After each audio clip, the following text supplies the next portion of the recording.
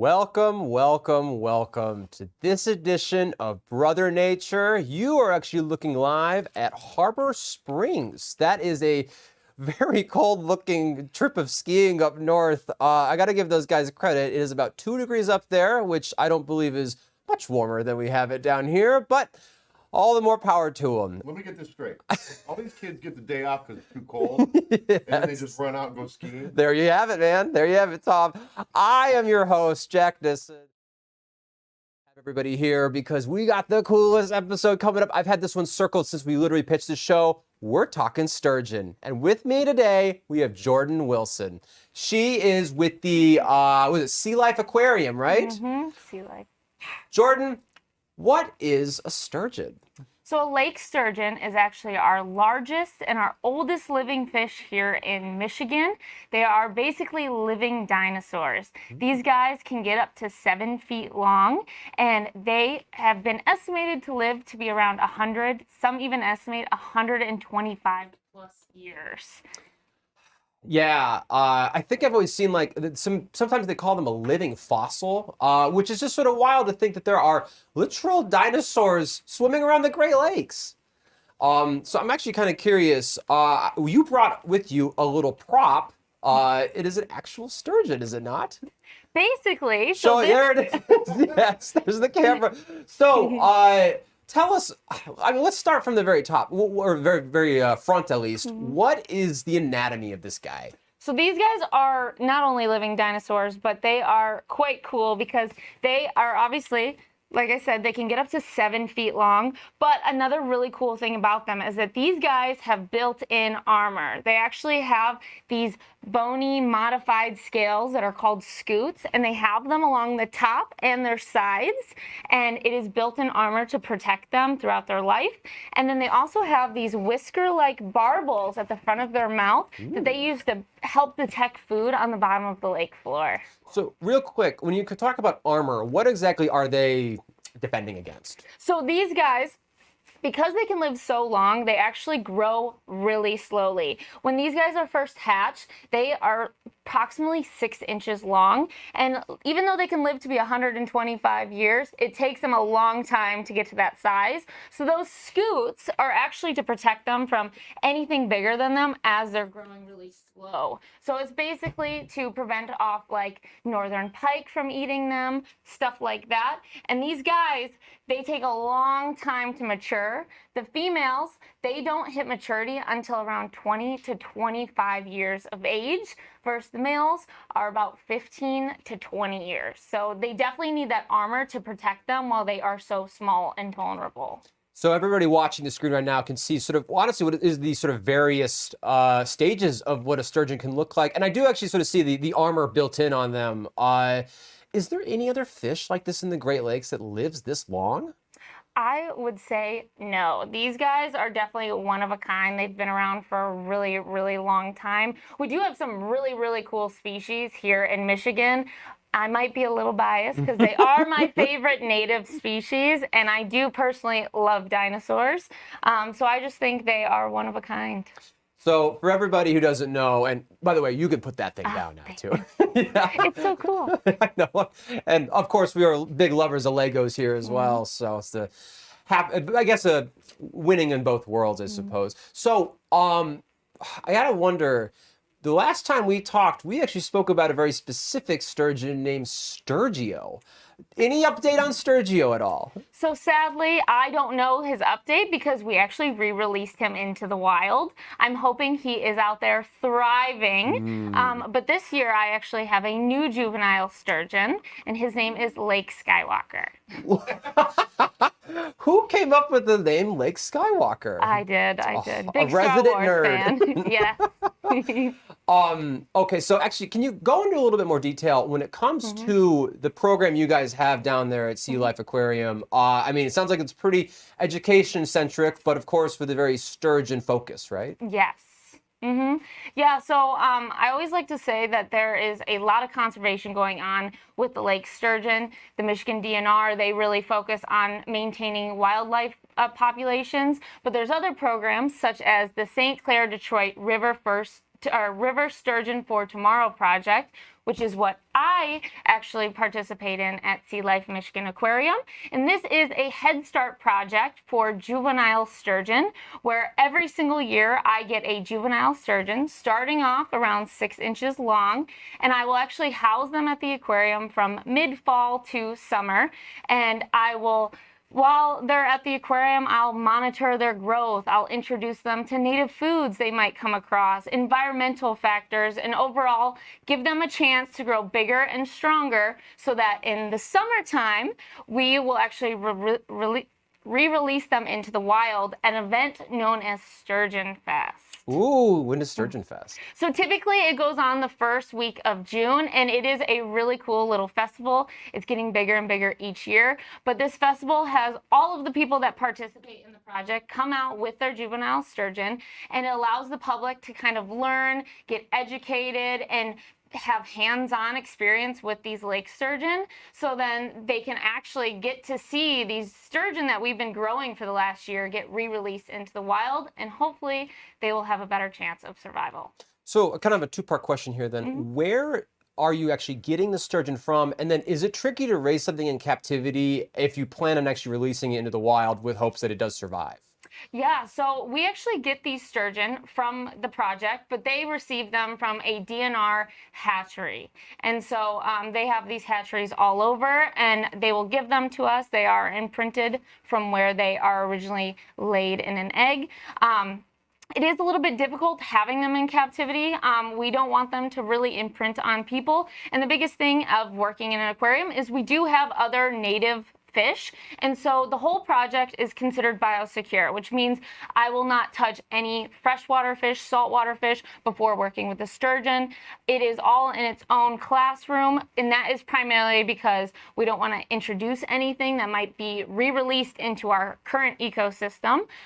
But like I said, it is also fun because I get to introduce it to native foods that it'll grow up eating. I get to change the environment. I do like to spice it up and give it driftwood and lily pads so it kind of learns what shelter is. And I'm hoping it has an impact, but it is a lot of fun to have them with us. I'm just sort of curious then, when it comes to like the behavior of a sturgeon. I mean, are they angry fish? Are they chill fish? Where do they sort of fall on the spectrum? So I would say they're very chill fish. These guys, like I said, can get really big, which can be considered lake monster size. But they are gentle giants. They don't want anything to do with us, really. And usually when I'm in there cleaning the tank, it just it'll go over my hands. Like, it's just like, hey, how's it going? I love that. And I have to imagine when they get to be, you said 6 or 7 feet, is there really a predator that's going to eat them when they get that big? You never know. I mean, some of our northern pike can get pretty big in size.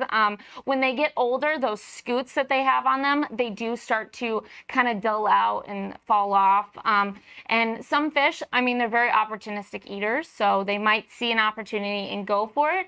But overall, I would say they just are able to live out their long lives. I love it. I love it. Yeah. And so you said Sturgeon Fest is growing. I'm curious, is that indicative of the population growing? Are more people interested in this fish? What might be driving that kind of interest? I think the biggest thing is education. So I obviously have these sturgeon at the aquarium for a long period of time. There's about 11 other schools that participate in the Sturgeon in the Classroom project. And so all these kids are learning about it. They're passing it on to their parents. They're telling their friends. At the aquarium, just last year, Sturgio had an impact on over 1,000 people that came through the aquarium. So things like that, telling people why they're so important.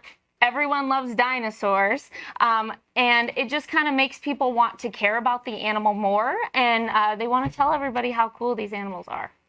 I love it. I love it so much. And I don't know if people could tell, I love this fish too. It's just such a unique thing. I know that you can find them everywhere, but they seem to be a sort of very popular Great Lakes ingredient, I suppose. Yeah. Well, Jordan, thank you so much for joining us, Yeah. talking about sturgeon. What a cool fish, and what a cool gig you got, you know? Yeah. Thank you so much for having me. Like I said, I'm a little biased. These guys are my favorite native fish. However, if you guys enjoyed learning about the sturgeon, or you want to learn more about our native fish, or even some of our non-native fish, come down to Sea Life Michigan Aquarium, and we are happy to teach you all about fish. You're quite the ambassador. I love it. All right, well, coming up next we're going to be looking at actually the sturgeon fishing season that takes place a little further up north. That after the break. Welcome back to Brother Nature. So, yes, we're talking about sturgeon this week, and that's because the following week is Michigan's most popular fishing season when it comes to sturgeon, but also its shortest. Here, take a listen. It's kind of been in my family. Michigan opened up sturgeon spearing back in 1947 or 8. My grandfather, my father, a few of my great uncles all participated from the original season.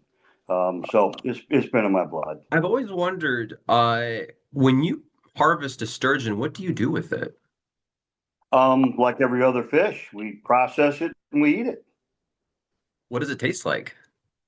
Um, Sturgeon has its own distinct flavor. It's a very mild fish. I will tell you, processing is a very important part.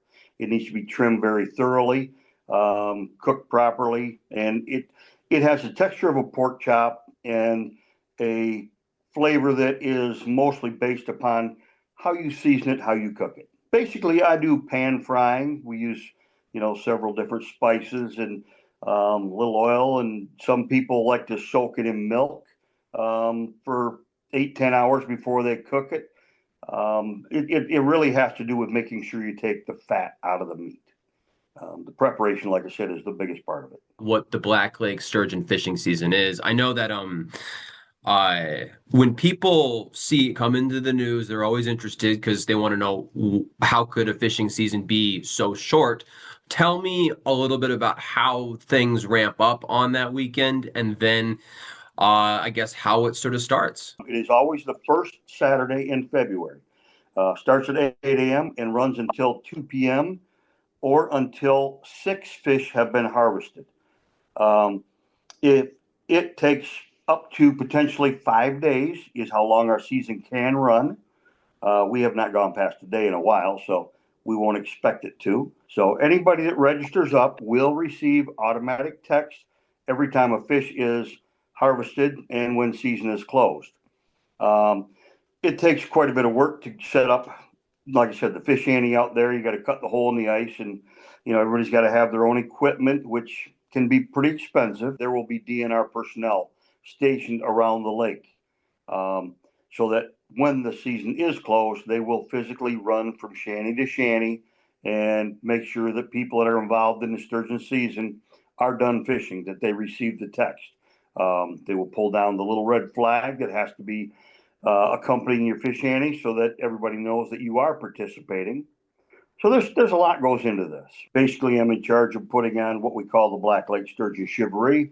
And so I really don't have time to participate. It takes a lot of work to get a shanty out there and cut the holes, get everything set up and organized for, like I said, last year was a 17-minute season. People use decoys, a wood decoy, 14 to 16 inches long. White is kind of been the traditional decoy for many, many years, but people have hung just about anything you can imagine down there in the lake. One of our guys that was a sturgeon king a few years ago used a bunt cake pan and had a few walleye harnesses attached to it without the hooks. Just anything and everything. I mean, you've heard a bleach jug, basketball, soccer ball, just about anything you can imagine you can sink down there. People have tried. Is that? I guess I don't know why. Why would that attract a sturgeon? I guess it's just curiosity is the biggest thing. They're always on the prowl looking for something to eat. They eat pretty much everything off the bottom, dead fish. They will pick that up. So if there's something that gets their curiosity, they may just think it's food. I've mostly ever only heard of news coverage about Black Lake. I don't know if it's just, is it the most popular season? What about it is sort of, I guess, so special to people? I think it's the spearing aspect, and of course we put on a big festival there out on the lake as it goes on to promote and raise money to rehabilitate this population. We support a lot of causes that go into raising fish to put into these systems. It's not just Black Lake. It's Black Lake, Burt Lake, Mullet Lake. The fish out of Black Lake go into the Saginaw watershed down there for Saginaw Bay, the Boardman River. So our fish go to a lot of places, and we raise money at Sturgeon for Tomorrow to support the raising of all those fish. I mean, it is, in the end, it is all about rehabilitating the sturgeon population everywhere throughout the Great Lakes system. We are just a very small piece and a small part in the Black Lake system, but it is probably the easiest to research and one of the most researched rivers in the world, actually. Would you say that there's a conservation angle as well, that maybe this draws attention to the species and a reason why it's important to protect it and ensure that it is a thriving population? The reason that this group started is to protect sturgeon, and it is because of the anglers, because of the season that was here. It used to be a month long, unlimited. You could take one fish per year per angler. Now the quota is 7. What do you know? What would it take for that quota to go up? I don't know if there's ever been any interest in raising the number of fish that one could harvest during the season. It is based on adult population in the lake.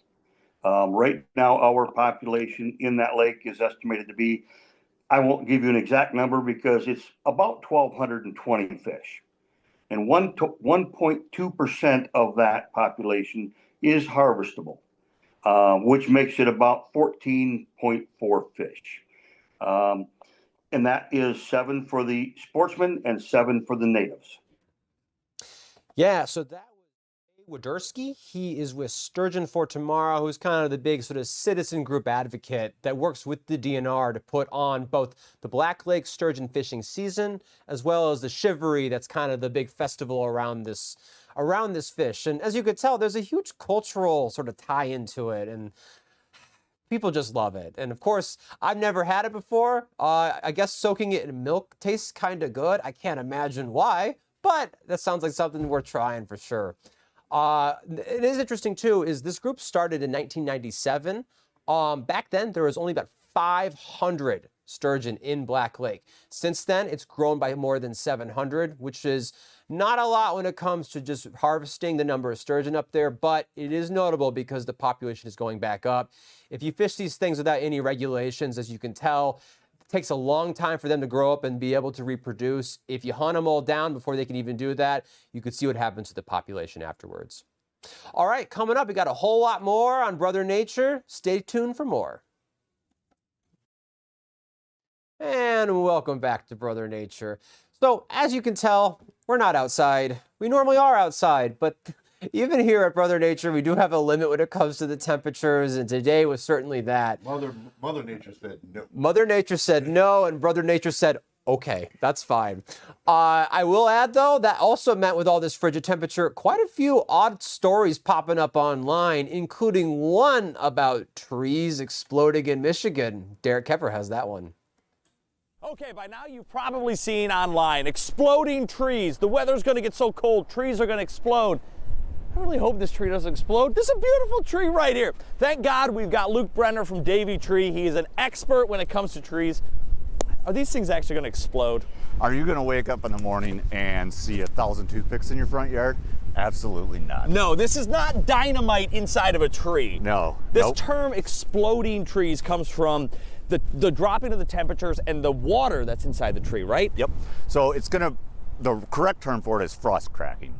So it is going to be like putting a glass of water in the freezer, and what that's going to do is the glass is going to stay permanent and the water is going to freeze and expand and crack that glass. Right, so that's what it comes down to, is the sap inside the tree right here has water in the sap. That freezes and expands a little bit, so you might see cracks in the tree, but we're not seeing the trees blow up. No, I've heard it on the news. first time I've ever heard of it, the term exploding tree. Yes, it's kind of like a social media hype term, but you can, if this does happen, because this is a thing that happens, you can hear it, right? Like you can actually hear the cracking of the bark. So I've never heard it. With that, so you have to think about it's going to get really, really cold at night. So having the sun out in the daytime, all that stuff is moving around. If it's going to crack or explode, it's going to do it at night. There we go. Okay, Luke Brenner from David Tree, thank you very much. Thank you. Now we know our trees are not going to explode, but we might hear some cracking with these frost cracks that develop. I'm Derek Kevra, Fox 2 News. Yes, they're not exploding. You might even seen some videos actually on your social feeds this week of trees literally blowing up. That would be artificial intelligence. That's not actually happening, though what if it did? Who knows? It's also really cold that you actually might be seeing some stuff in the weather called diamond dust. This is actually basically skipping the liquid stage when it comes to freezing. How this works is that when, I guess when it gets so cold that the temperatures plunge so fast, the water vapor hanging out in the air will skip liquid, go straight to ice. It's pretty tricky to capture on camera because it doesn't usually happen around here, though it is so cold you might be seeing some of it. It looks like some enchanting glitter that actually sort of pops up. It's really, really neat. Usually, though, only reserved for the Arctic and the Antarctic areas, which could tell you just how cold it is. How lucky are we? And not Belle Isle. Yes, exactly. But yeah, so keep a lookout for that. It'll look like glitter on it'll look like precipitation, frankly, when there should be no precipitation at all. Isn't that cool? Finally, a really cool package. Ann Arbor. There were mysterious bubbles forming down in the gutter. Take a listen. This instance that we're talking about in December with the foam, that actually came in through several different paths as a concern from residents because it looked like soap bubbles in the gutter line. And it absolutely looked like soap in the gutter line. And we immediately dispatched our public works crews. We were out. We actually put some absorbent materials down in the pipe in case it was anything that we needed to be worried about. One of our public works staff was out, and we were trying to track where these bubbles were coming from because they weren't coming out of the pipes necessarily. They were running down the gutter line from uphill. And so our public works staff tracked it up the hill, tracked it probably a quarter mile away to a parking lot where there was a lot of foam on the parking lot as well, but it wasn't a time when people would be washing their cars. So our public works staff started doing some little research on their phone, just thinking, hey, what is this sticky substance? And it turned out to be all of these honey locust trees that are bordering the parking lot. They had dropped their seeds. We had had rain, snow melt, and the cars constantly driving over the seeds crushed the seed pods, created that foamy substance. And because that parking lot was sort of at the top of the hill, when it rained, it just pushed all those bubbles downhill. They're called surfactants, I guess. A natural surfactant. You might even see some stuff from these ground up seeds in your own soap, but not a whole lot. That's everything for us on Brother Nature this week. I'm so excited to join with you guys every week, and I can't wait to do it again next week. Coming up next is Fox 2 Detroit Live at 3:30.